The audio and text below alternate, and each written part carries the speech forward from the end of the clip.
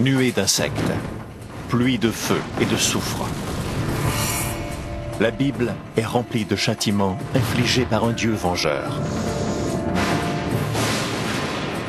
Des récits de mort et de destruction qui pourraient bien ne pas concerner seulement le passé de l'humanité, mais aussi son avenir. On vit encore aujourd'hui des catastrophes semblables à celles dont il est question dans la Bible. Si nous devions affronter de nouveau la colère de Dieu, elle pourrait être encore plus terrible.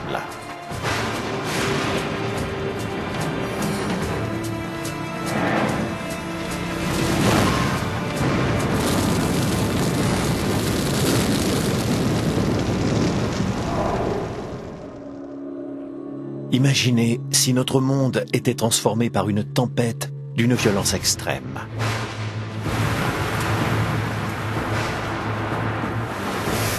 Un déluge planétaire où des torrents déferleraient entre les gratte-ciels de New York.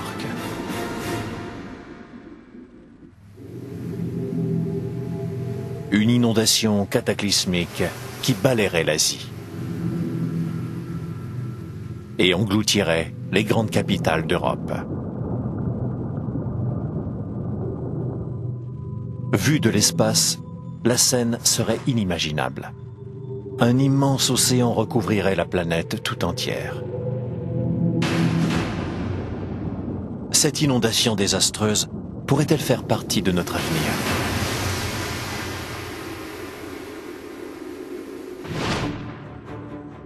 Les pages de la Bible relatent de nombreuses catastrophes. En y regardant de plus près, on constate que plusieurs désastres naturels auraient pu inspirer ces récits. Et que certains pourraient nous menacer encore aujourd'hui. La question est de savoir s'ils peuvent se reproduire et à quel moment.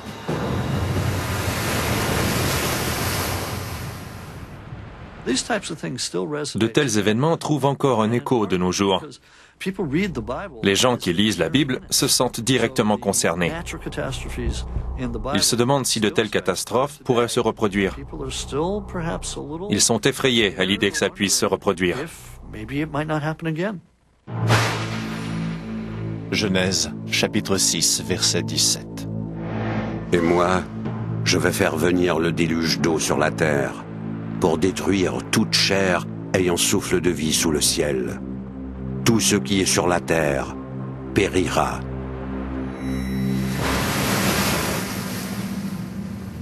Dans la Genèse, le premier livre de la Bible, Dieu crée l'univers en 6 jours et le détruit en moins de 10 pages.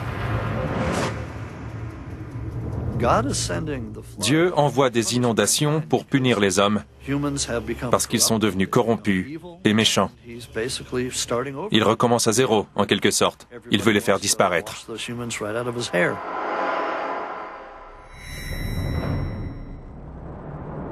On croit qu'il y a environ 7000 ans, une inondation a balayé la région de la mer Noire sur environ 100 000 km². Cet événement a-t-il pu inspirer le récit du déluge envoyé par Dieu? La mer Noire est au nord de la Turquie.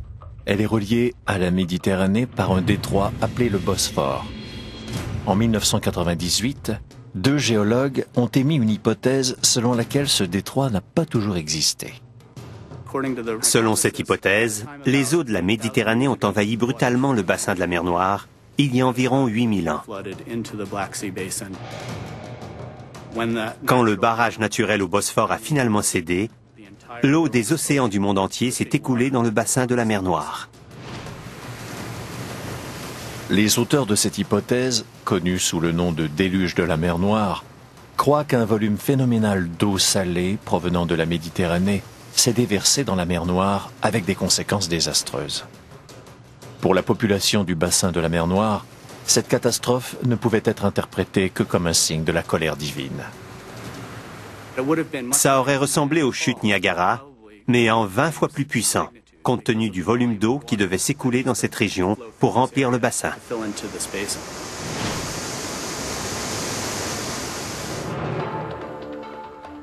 En 2000, l'océanographe Dwight Coleman et son équipe ont commencé à tracer une carte du fond de la mer Noire pour tenter de trouver des preuves de l'inondation. Voici un logiciel de visualisation qui nous permet de survoler la région et de suivre le trajet emprunté par l'eau qui se déversait dans la mer Noire. Le canal creusé par l'eau salée révèle l'ampleur du déluge. Il est évident qu'un canal très profond a été creusé lorsque l'eau s'est écoulée dans la mer Noire. Cela m'indique qu'un volume d'eau important se déplaçait à une très grande vitesse. Plus le courant était rapide, plus l'inondation était dévastatrice. Mais c'est finalement la découverte de coquillages d'eau douce dans l'eau salée de la mer Noire qui a donné une preuve concrète de l'inondation. Il y a 7400 ans, il y avait des mollusques d'eau douce dans la mer Noire. Ce coquillage prouve qu'à un moment donné, la mer Noire était un lac d'eau douce. Le plus ancien coquillage d'eau salée date d'il y a environ 6900 ans. Le changement s'est produit quelque part durant cette période de 500 ans.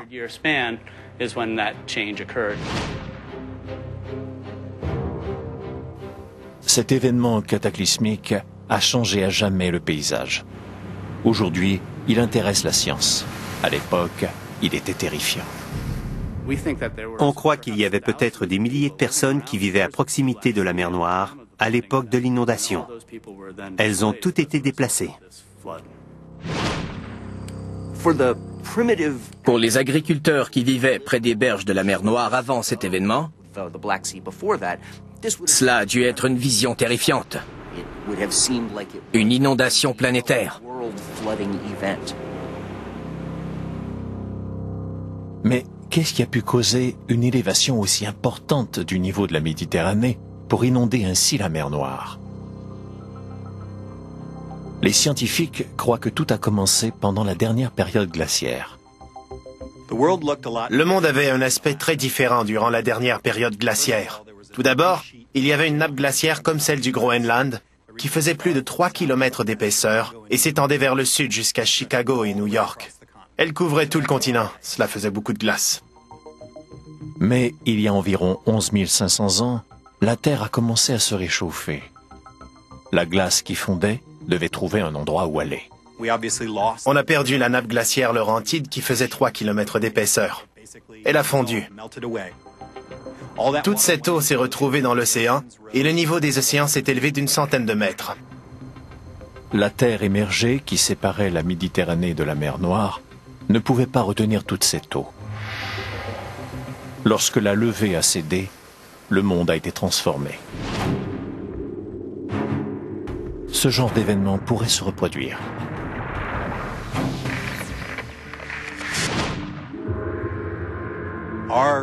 Nos changements climatiques se produisent en un instant géologique.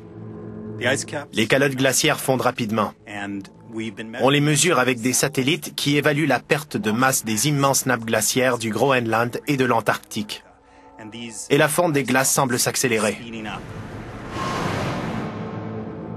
Cette fonte des glaces pourrait faire monter de nouveau le niveau des mers de façon dramatique.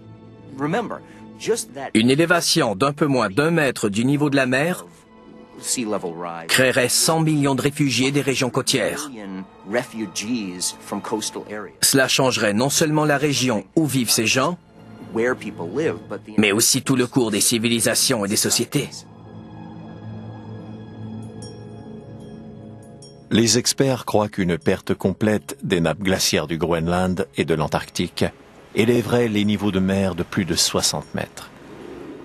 Aucune force naturelle ne pourrait entraîner une fonte aussi importante du jour au lendemain. Si ces nappes glaciaires devaient disparaître, notre planète deviendra une sorte de monde sans terre. Si les glaces du Groenland et de l'Antarctique venaient à fondre, on aurait un endroit complètement différent. Un peu comme le scénario d'Al Gore où New York disparaît de la carte et où la côte Est est reconfigurée. On vit tous sur ce qui fut jadis la chaîne de montagnes des Appalaches. Ce serait un monde très différent.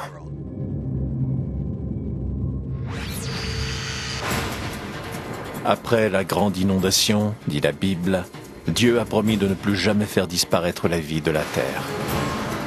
Mais aujourd'hui, compte tenu de la variété de désastres qui n'attendent que le moment de se manifester, personne ne peut assurer que cela ne se produira pas d'une façon ou d'une autre.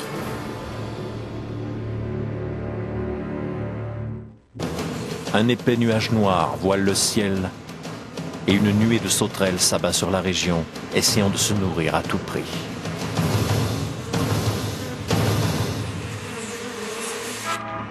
Comment réagirions-nous à une telle série de catastrophes incontrôlables ? Le monde moderne connaît des catastrophes semblables à celles des récits bibliques.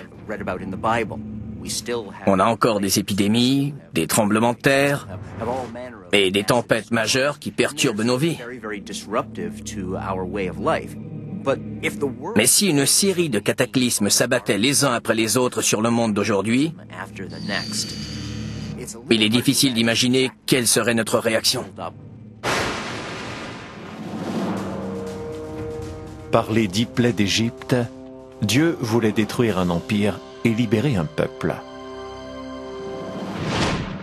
Les Israélites étaient les esclaves de l'Égypte, et le Tout-Puissant voulait les libérer. Mais le Pharaon n'était pas prêt à renoncer à cette main-d'œuvre non rémunérée. Le Pharaon n'était pas intéressé à libérer les Israélites. Les 10 plaies d'Égypte sont devenues une épreuve de force entre Dieu et les Égyptiens. Et elles semblaient devenir de plus en plus destructrices. Exode, chapitre 7, versets 17 et 18. Je vais frapper les eaux du fleuve avec la verge qui est dans ma main, et elles seront changées en sang. Les poissons qui sont dans le fleuve périront, le fleuve se corrompra, et les Égyptiens s'efforceront en vain de boire l'eau du fleuve.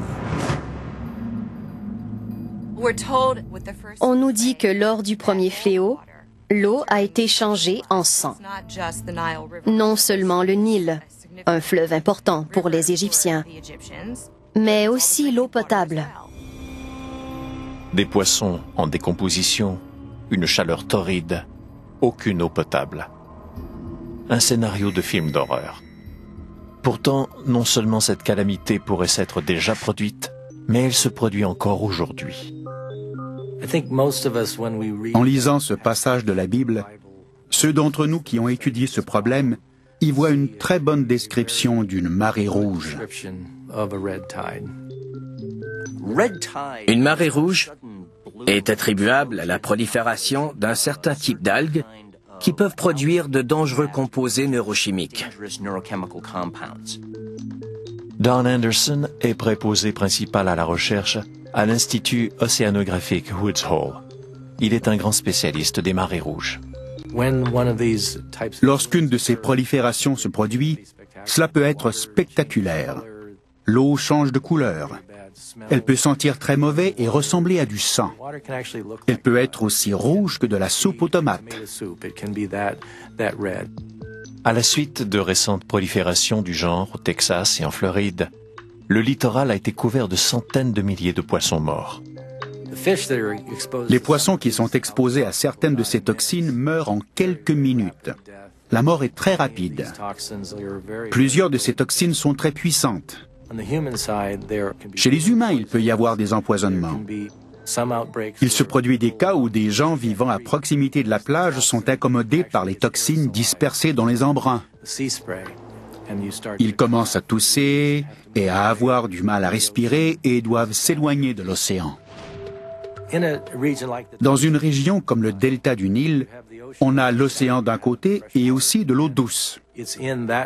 Ce type d'environnement est favorable à la prolifération de plusieurs espèces qui peuvent rendre l'eau rouge, tuer les poissons, les rendre toxiques, ainsi de suite. Cela devient alors une explication beaucoup plus valable.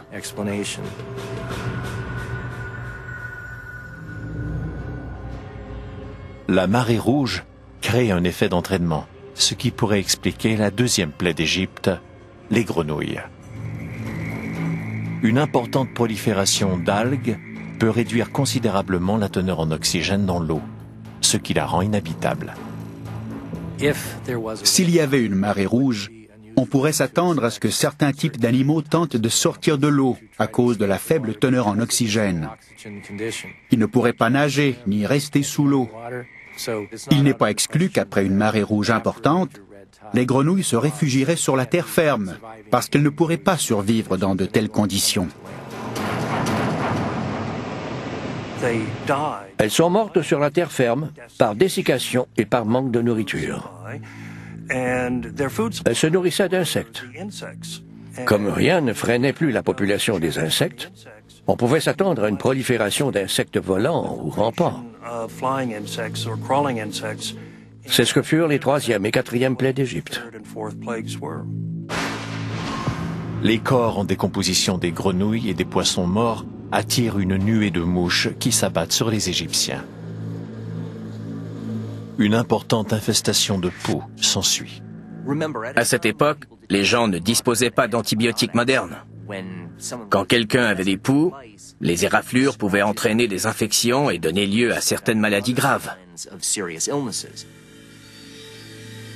Les humains ne sont pas les seuls à être affectés. Les carcasses en décomposition et les insectes volants peuvent transmettre des bactéries mortelles, comme dans les 5e et 6e plaies d'Égypte. Le bétail devient soudain malade et meurt. L'homme et la bête sont affectés par d'horribles ulcères purulents.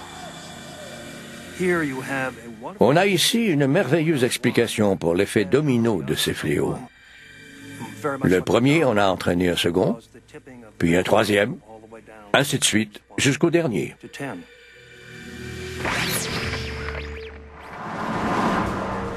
Aujourd'hui, les antibiotiques permettent de traiter adéquatement les maladies bactériennes. Mais il n'existe pas de solution miracle pour les virus.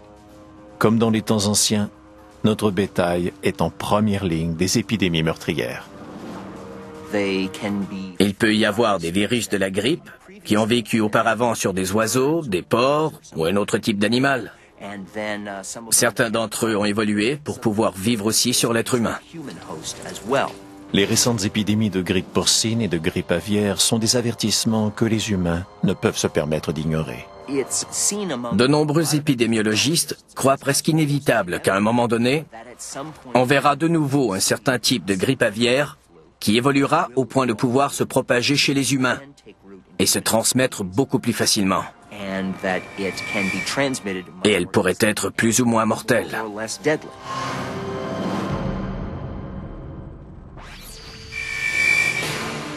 Entourés de pestilences et de morts, les Égyptiens sont désespérés. Mais le pharaon refuse de céder. Il reste encore 4 fléaux et la dévastation est loin d'être terminée. L'empire égyptien est en péril. Aujourd'hui, c'est toute la planète qui pourrait être menacée. Dans un grand nombre de cas, il est tout à fait possible qu'un désastre majeur entraîne d'autres désastres majeurs. On peut se poser la question, sommes-nous prêts à affronter aujourd'hui l'équivalent des 10 plaies d'Égypte?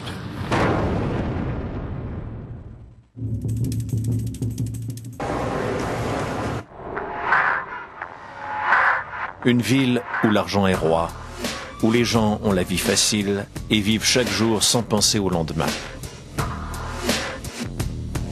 Imaginez maintenant qu'une ombre obscurcisse le ciel de Los Angeles. Un nuage de cendres descend vers le sol. Soudain, le ciel s'ouvre et la colère de Dieu se déchaîne. Des millions de vies prennent fin en un instant. Cela s'est déjà produit. Genèse, chapitre 19, versets 24 et 25. Alors l'Éternel fit pleuvoir du ciel sur Sodome et sur Gomorrhe du soufre et du feu, de par l'Éternel. Il détruisit ces villes, toute la plaine et tous les habitants des villes, et les plantes de la terre.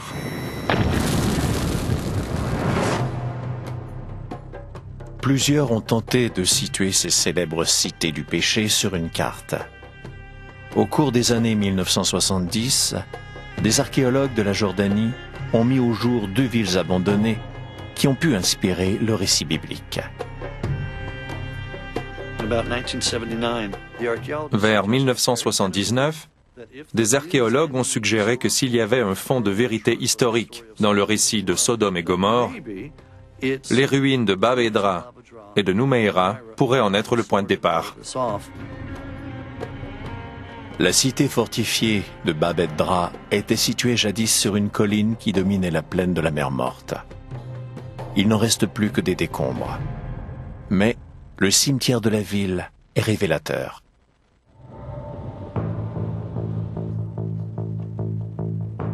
Mohamed Najjar est archéologue et il a été directeur du département des antiquités de la Jordanie. Le cimetière de Bab Edra est immense. Toutes les tombes n'ont pas été déterrées. Mais les chercheurs en sont venus à la conclusion qu'il y a eu ici au moins 20 000 inhumations.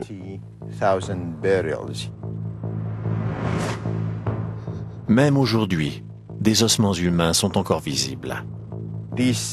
Ces immenses cimetières permettent de constater l'importance de la population dans cette région. On parle ici d'une région à forte densité démographique. C'est très particulier pour l'âge du bronze de la Jordanie. Bab Edra semble avoir été une grande ville qui comptait probablement 2 ou 3 000 habitants. C'était une ville importante pour l'époque. Une civilisation florissante a vécu ici pendant plus de 600 ans. Mais vers 2350 avant Jésus-Christ, la porte de la cité a été fermée en toute hâte et la ville a été mystérieusement abandonnée. Personne ne sait pourquoi. À seulement 13 kilomètres, la ville de Noumeira présente aussi les signes d'un départ précipité. Mais ici, la raison de ce départ est évidente. On voit ici un dépôt de cendres d'un peu plus d'1 demi-mètre et des surfaces rongées par le feu. L'épais dépôt de cendres ne peut pas avoir été causé par un feu domestique. C'était probablement un incendie majeur. À côté de la tour de fortification de la ville, les archéologues ont trouvé une autre preuve de désastre. Des restes humains non ensevelis. On est ici à côté de la tour. Des squelettes ont été découverts dans ce secteur. On croit que ces gens ont été écrasés lorsque la tour s'est effondrée. Ils étaient couverts de débris. Les os fracturés ont révélé une cause possible de l'incendie. Les os ont été examinés par l'anthropologue physique. Il a conclu que ces personnes avaient été tuées par les tremblements de terre. Il y a 4500 ans, un tremblement de terre dévastateur a frappé Noumeira. La tour et les murs de la ville se sont effondrés et un énorme incendie s'est déclaré. Ce n'était pas le premier ni le dernier tremblement de terre à terroriser la population vivant près de la mer Morte. Des petits séismes se produisent quotidiennement dans cette région et à peu près tous les 100 ans, il y en a un qui est majeur. La raison pour laquelle cette région est aussi géologiquement instable est qu'elle repose sur une faille entre 2 plaques tectoniques, 2 gros morceaux de la croûte terrestre. Et près de la mer Morte, il n'est pas nécessaire de chercher très loin pour trouver du soufre. Quand on parle de soufre, on sait qu'il y a du feu. L'un ne va pas sans l'autre. Le soufre et le feu vont de pair. Le soufre, sous forme solide ou en gaz, est naturellement présent dans cette région et il est très inflammable. Lorsque la Bible évoque la destruction par le soufre et le feu, c'est exactement ce qu'elle décrit. Les anciens habitants de la région étaient familiers avec cet élément minéral. Et c'est pourquoi il était mentionné dans la Bible.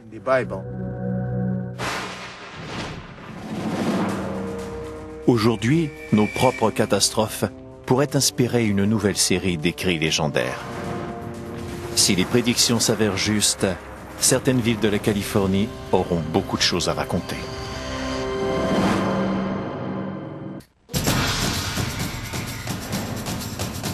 Les épreuves rapportées par la Bible sont loin d'être terminées. Le Nil est déjà contaminé par le sang, des poissons morts et du bétail en décomposition jonchent le sol, et les Égyptiens sont couverts d'ulcères purulents. Quand on regroupe les 10 plaies d'Égypte, on constate que l'idée est de détruire toute une culture et de l'ensevelir sous l'eau.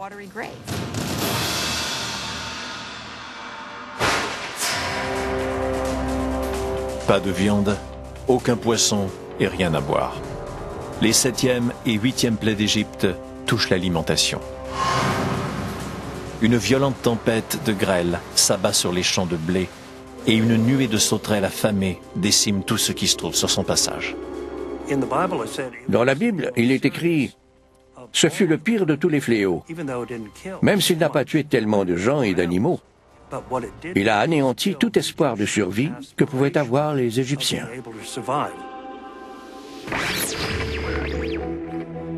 Aujourd'hui, notre propre alimentation est menacée par des hausses de température qui causent des sécheresses et des orages plus violents. Il est très difficile d'identifier de façon précise les problèmes que les températures plus élevées infligeront à l'humanité. Mais on peut dire que le temps sera beaucoup plus bizarre. L'agriculture connaîtra des périodes beaucoup plus difficiles et il y aura plus de gens sur la planète. Si on regroupe tout ça, le portrait est très sombre. D'une façon ou d'une autre, les nouvelles ne sont pas bonnes pour les récoltes et les agriculteurs. Une planète plus chaude pourrait aussi donner lieu à une invasion d'insectes nuisibles. Je crois que la première surprise que nous réserve le réchauffement planétaire est une augmentation des insectes nuisibles. Les scolytes ont déjà commencé à faire des ravages dans les forêts canadiennes. On constate une augmentation des moustiques avec toutes les maladies qu'ils transportent, comme la malaria et la dengue. On croit que de tels fléaux sont réservés aux pays en développement. Mais la planète se réchauffe et le territoire où ces moustiques peuvent vivre s'étend.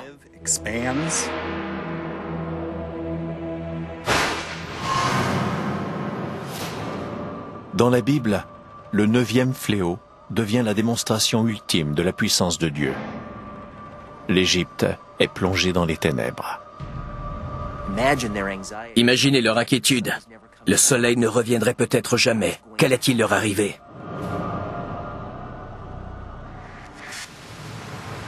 La grêle, les tempêtes et les ténèbres pourraient être liés. Selon certaines études récentes, ils sont la preuve que la Bible a rapporté un des plus grands cataclysmes de l'Antiquité. À 805 km au nord de l'Égypte se trouve l'île de Santorin. Au XVIe siècle avant Jésus-Christ, elle a été détruite par une des plus grandes éruptions volcaniques des 10 000 dernières années. Elle a été 50 fois plus forte que les éruptions du mont St. Helens en 1980. Ce fut l'événement le plus important à se produire dans cette région de la Méditerranée dans les temps anciens. Se peut-il que les récits de l'éruption du Santorin se soient rendus jusqu'à la Bible? Une éruption volcanique aussi importante projetterait un panache de matière dans l'atmosphère à une hauteur de 15 à 30 km. Les gens verraient des cendres tomber du ciel, le soleil se voilerait et ils seraient plongés dans l'obscurité. Récemment, on a découvert une preuve matérielle que des cendres provenant du Santorin ont atteint l'Égypte à une distance de 850 km. Des couches de cendres ont été trouvées dans un lac du delta du Nil. On sait donc que les cendres se sont dirigées vers l'est et qu'elles sont tombées sur cette région. L'éruption pourrait aussi expliquer les tempêtes de grêle dévastatrices. La cendre volcanique peut causer une instabilité atmosphérique et causer de la pluie ou des orages. Et pendant ces orages, il tombe aussi de la grêle. Aujourd'hui, un parc national célèbre des États-Unis repose sur une véritable bombe à retardement dont la puissance explosive est 100 fois plus forte que celle du Santorin. Yellowstone est un supervolcan qui a connu un certain nombre d'éruptions majeures. La dernière s'est produite il y a 600 000 ans. Quand on regarde l'histoire de Yellowstone, on constate qu'une éruption majeure s'y produit environ tous les 600 000 ans. On pourrait donc dire qu'une éruption volcanique de cette ampleur dans la caldeira de Yellowstone est imminente. Si la caldeira de Yellowstone devait faire éruption de nouveau, si on voyait ce genre de supervolcan aujourd'hui, les dommages s'étendraient à tout le continent.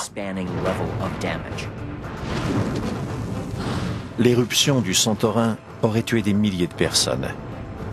Mais si la caldeira de 48 km de large de Yellowstone explose, les conséquences pourraient être bien plus graves. Les cendres dans l'atmosphère plongeraient la planète entière dans un hiver apocalyptique. Le bilan des pertes humaines dans le monde pourrait atteindre 1 milliard. La question n'est pas de savoir si le volcan fera de nouveau éruption, mais à quel moment. Il n'y a aucune façon de l'arrêter.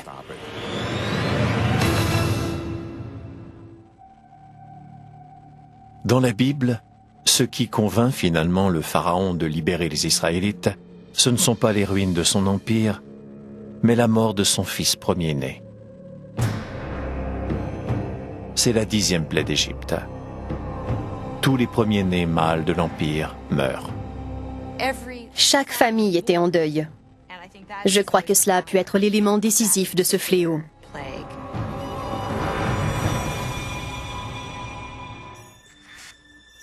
Même cette calamité pourrait avoir été la conséquence des fléaux précédents. Les tempêtes de grêle et les sauterelles qui ont détruit les récoltes auraient pu obliger les Égyptiens à utiliser leurs réserves. Les céréales peuvent produire des moisissures et des toxines mortelles quand elles sont entreposées sous terre. La moisissure produisait une substance chimique très puissante, une molécule bioactive appelée mycotoxine. En très faible quantité, les mycotoxines peuvent tuer des humains et des animaux très rapidement. Et le premier-né mâle était le mieux nourri. Il existait une tradition selon laquelle l'aîné recevait habituellement une double portion. Les premiers-nés mangeaient donc plus que les enfants suivants et ils mouraient.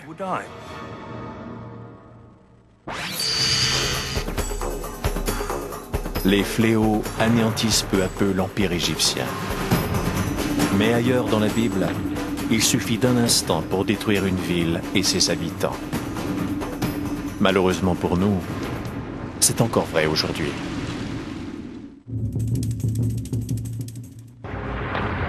Un tremblement de terre déchire un paysage et provoque un incendie dévastateur.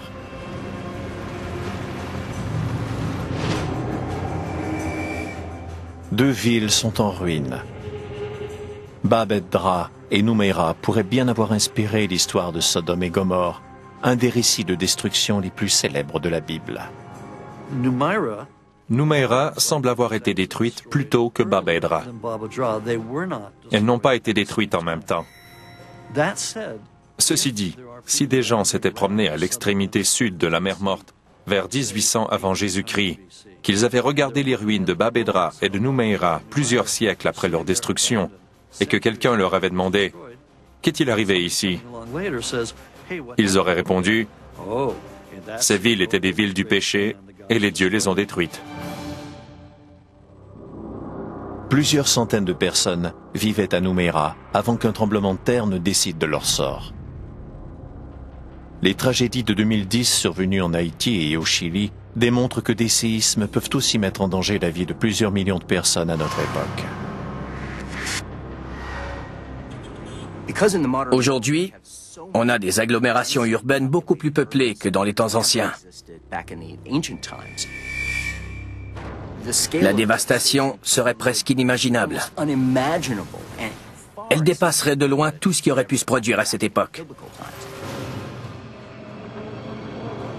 La côte ouest américaine devrait tenir compte des avertissements du passé et du présent. Tout comme la région de la mer Morte, la côte de la Californie est située sur une faille qui sépare deux énormes plaques tectoniques. La faille de San Andreas est une des plus actives du monde entier. Elle passe sous San Diego, Los Angeles et San Francisco. Les deux plaques sont en mouvement.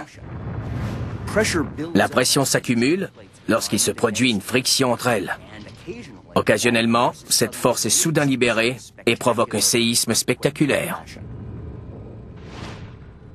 Au cours des 30 prochaines années, il y a 99% de risque que la Californie soit frappée par un séisme d'au moins 6,7 à l'échelle de Richter. Les géologues estiment que la Californie du Sud et sa célèbre ville Los Angeles seront les plus menacées. La Californie du Sud est une des régions les plus peuplées du pays. En fait, elle est la deuxième région la plus peuplée des États-Unis. Elle compte plus de 24 millions d'habitants. Un séisme majeur est prévu dans la région depuis environ 150 ans. Il aurait des conséquences désastreuses. Une infrastructure permettant de fournir l'énergie, l'éclairage et l'eau à la population traverse les villes. Si un puissant tremblement de terre faisait éclater les conduites principales de gaz et d'alimentation en eau, cela provoquerait d'énormes incendies et des inondations. Il est difficile de prédire un tremblement de terre et impossible de l'arrêter. Tout ce que la Californie peut faire, c'est attendre. Des tremblements de terre, de puissants volcans, des inondations. Si l'un ou l'autre de ces désastres terrifiants devait détruire notre planète, nous pourrions penser que la fin du monde approche. Le dernier livre de la Bible nous dit à quoi nous attendre.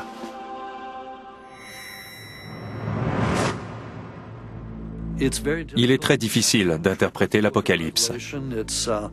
Était-ce un rêve? Une réalité? Que se passait-il exactement? L'Apocalypse annonce des catastrophes épouvantables. En comparaison, les autres fléaux de la Bible paraissent presque inoffensifs. Les 4 cavaliers de l'Apocalypse sèment la guerre, la famine, la pestilence et la mort. La terre est plongée dans les ténèbres. Les étoiles tombent du ciel. Selon certains astrophysiciens, cette partie de la prophétie mérite qu'on s'y attarde. Dans plusieurs religions, on dit que les étoiles tomberont du ciel. En fait, le seul événement qui pourrait détruire instantanément toute vie sur Terre pourrait venir de l'espace. Le coup fatal pourrait littéralement venir du ciel.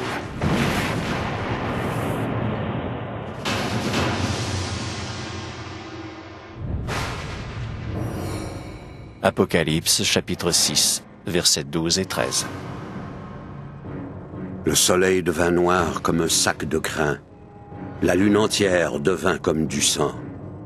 Et les étoiles du ciel tombèrent sur la terre. Aujourd'hui, ce passage évoque plusieurs menaces réelles pour notre existence. Il pourrait y avoir des collisions d'astéroïdes, des impacts cométaires qui pourraient faire disparaître toute forme de vie sur Terre en l'espace de quelques minutes.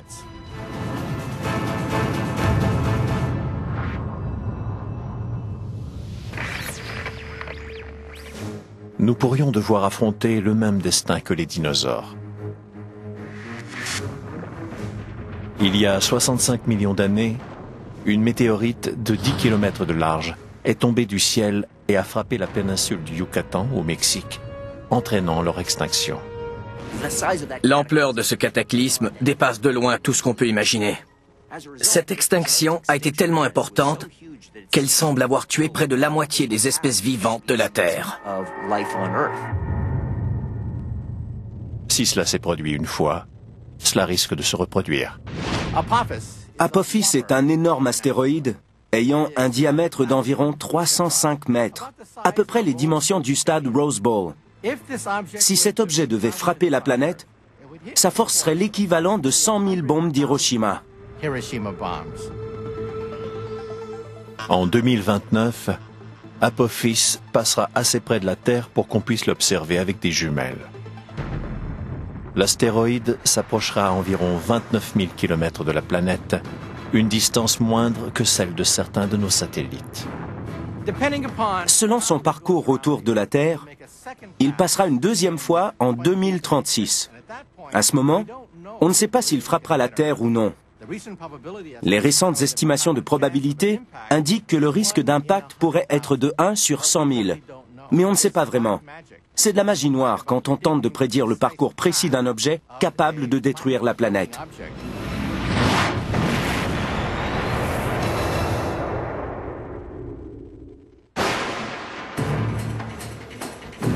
Des premières pages de la Genèse à la fin de l'Apocalypse, la Bible rapporte une liste de condamnations à mort potentielles pour l'humanité. Mais même si nous parvenons à éviter toutes ces menaces surnaturelles, il en restera une à laquelle nous ne pourrons pas échapper. La Bible dit « Tu es poussière et tu retourneras en poussière ». Nous, les physiciens, croyons qu'on vient de la poussière d'étoiles et qu'on retournera en poussière d'étoiles. Dans 5 milliards d'années, on aura une dernière belle journée. Puis, le Soleil commencera à prendre énormément d'expansion et deviendra un géant rouge. Le ciel sera embrasé. Où que l'on regardera, on ne verra plus que le Soleil. On devrait peut-être construire une gigantesque arche de l'espace, mettre les voiles vers un autre refuge, une sorte de mont Ararat sur une planète de notre système solaire. C'est très ambitieux. Chaque époque de l'histoire de l'homme devra affronter ses propres catastrophes. La quête de la Bible pour tenter de trouver une explication aux tragédies est liée à un désir universel. C'est une chose que nous partageons avec nos ancêtres et que nous partagerons avec nos descendants. Ces thèmes trouvent un écho dans la conscience humaine et même dans nos craintes. Ils mènent directement à une peur qui date de la nuit des temps, la peur de ce qui arrive après la mort. Malgré toutes nos connaissances scientifiques actuelles, on est peut-être encore un peu religieux. Personne ne peut prédire l'avenir. Tôt ou tard, de nouveaux récits de catastrophes s'ajouteront à ceux du passé, alors que les générations futures affronteront à leur tour des forces qui échapperont au contrôle de l'humanité.